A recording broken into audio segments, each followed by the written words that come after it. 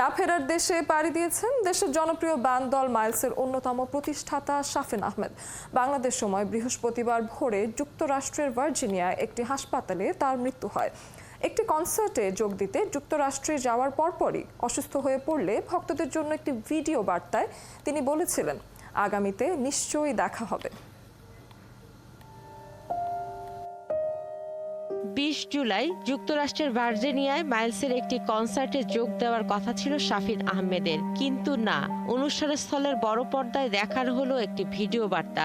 সেখানে শাফিন আহমেদ বললেন, আপনাদের সাথে আজকে হয়তো দেখা হচ্ছে না, আমি এজন্য অত্যন্ত দুঃখিত। আগামীতে নিশ্চয়ই আবার দেখা হবে, আমরা ইভেন্টটা আবার করব।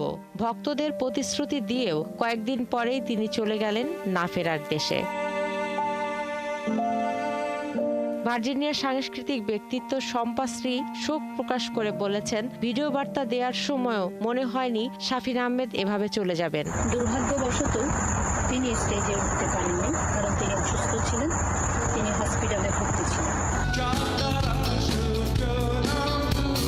খোঁজ নিয়ে জানা যায়, স্বপ্নবাজ নামে একটি সংগঠনের আয়োজনে 20 জুলাই একটি অনুষ্ঠানে যোগ দেওয়ার কথা ছিল জনপ্রিয় এই শিল্পীর। সেই অনুযায়ী 15 জুলাই তিনি যুক্তরাষ্ট্রে এসে পৌঁছান। তবে অনুষ্ঠানের আগের দিন তিনি হঠাৎ অসুস্থ হয়ে পড়লে হাসপাতালে ভর্তি করানো হয় তাকে। পরে অবস্থার অবনতি হলে এক পর্যায়ে লাইফ সাপোর্টে নিয়ে যাওয়া হয় শাফিন আহমেদকে। 20 তারিখ কনসার্টে উনি আসলে অংশগ্রহণ করতে পারেননি, বিকজ উনি 19 তারিখ হাসপাতালে অ্যাডমিট হয় এবং 22 তারিখ ভোর 4:30 উনি একটা ম্যাসিভ হার্ট অ্যাটাক করেন। যে হার্ট অ্যাটাকটা ওনাকে লাইফ সাপোর্টে নিয়ে যায়। স্বপ্নবাজ সংগঠনের সভাপতি পল্লব আনসারী জানালেন, বাংলা ব্যান্ড সঙ্গীতের কিংবদন্তি এই শিল্পীর এমন চলে যাওয়ায় তারা গভীরভাবে শোকাহত। মূলত তাকে বিশেষ সম্মাননা জানানোর জন্য আমন্ত্রণ জানিয়েছিলেন তারা। আমরা গভীরভাবে শোক প্রকাশ করছি স্বপ্নবাজ পরিবারের পক্ষ থেকে। উনি এসেছিলেন স্বপ্নবাজের একটি কনসার্টে অংশগ্রহণ করার জন্য।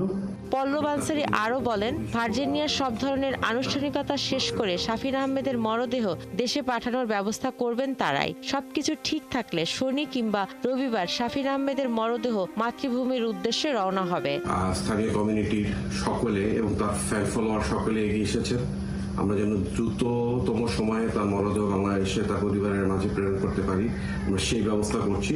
26 জুলাই শুক্রবার যুক্তরাষ্ট্রের সময় দুপুর 2:30টায় ভার্জিনিয়ায় দাল আর নূর ইসলামিক সেন্টারে শাফিন আহমেদের প্রথম নামাজে জানাজা অনুষ্ঠিত হবে।